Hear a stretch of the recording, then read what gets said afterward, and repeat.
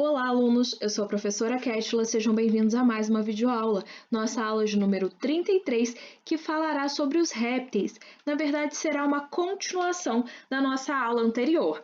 Então, na nossa última aula, nós estudamos as características gerais dos répteis e hoje já iniciarei essa aula a respeito da classificação desses animais, visto que os répteis eles são distribuídos em três grupos principais, que são os textudíneos, ou também conhecidos como quelônios, os crocodilianos e os escamados. E nós veremos quem são os animais, quais animais que fazem parte de cada um destes três grupos que eu mencionei aqui.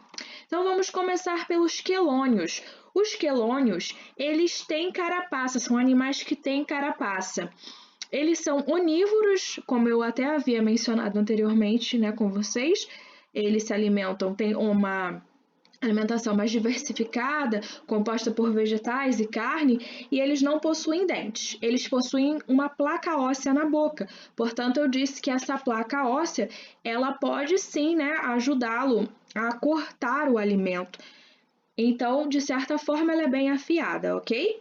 E os exemplos, quais são os exemplos desse grupo? São as tartarugas, os cágados e os jabutis. A porção inferior, da carapaça dos quelônios é chamada de plastrão, a parte de baixo, ok? Vejamos o próximo grupo, que é o dos crocodilianos.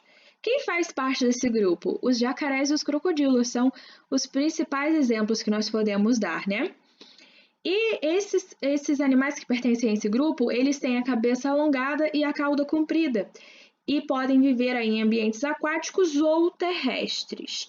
Aqui no Brasil, é comum, vermos jacaré. Esse jacaré que vocês estão vendo aí é o jacaré de papo amarelo, que mede aí cerca de 2 metros, Então, é um animal bem grande. E a gente consegue diferenciar os jacarés dos crocodilos por causa do menor porte físico dos jacarés, Ele é menor e ele tem o focinho mais largo e curto do que os crocodilos, ok? E esses animais também são ótimos nadadores. E são bastante fortes, Eles possuem garras e dentes, bem afiados, capazes de lacerar a presa deles. Dando continuidade, vejamos agora o terceiro grupo, que é o grupo dos escamados. Os animais que fazem parte desse grupo, eles têm a pele escamosa, conforme o nome sugere. Escamados têm a pele escamosa e rígida. E essa pele, ela é substituída, em razão do crescimento do corpo. Então, talvez você já tenha ouvido falar, que a cobra, ela troca de pele, justamente por isso, em razão do crescimento do corpo. Então, aquela pele, ela rompe, e depois ela nasce uma nova pele, mais bonita, mais brilhante, inclusive. E esses animais, eles podem ou não ser peçonhentos. E quais são os grupos que ainda temos dentro desse grupo? Os lacertílios, que seriam lagartos, lagartixas, camaleões e iguanas, e os ofídeos, que são as serpentes, ok? Então, falando a respeito dos ofídeos, Elas são distribuídas em diversas regiões do planeta. Algumas podem ser peçonhentas, outras não. As peçonhentas são aquelas que são capazes de inocular veneno por meio da sua presa, do seu dente. Então, elas, na verdade, a gente fala que elas inoculam peçonha. E outras espécies não são peçonhentas, como eu disse para vocês. Então, elas matam por constricção a presa delas. Elas se enrolam na presa, apertam até que aquela presa ela pare de respirar e o coração pare de bater. Então ela solta e começa a engolir a presa. E lembrando a vocês que existem aí diversos tamanhos e cores, tem uma diversidade muito grande desses animais. Aí agora eu estou falando especificamente, a respeito dos ofídeos. Esses animais eles também têm a língua bífida, que é uma língua bifurcada, como se ela fosse dividida em dois, E eles usam essa língua para reconhecer os cheiros, encontrar as presas, evitar predadores, Então é um órgão sensorial aí desse animal.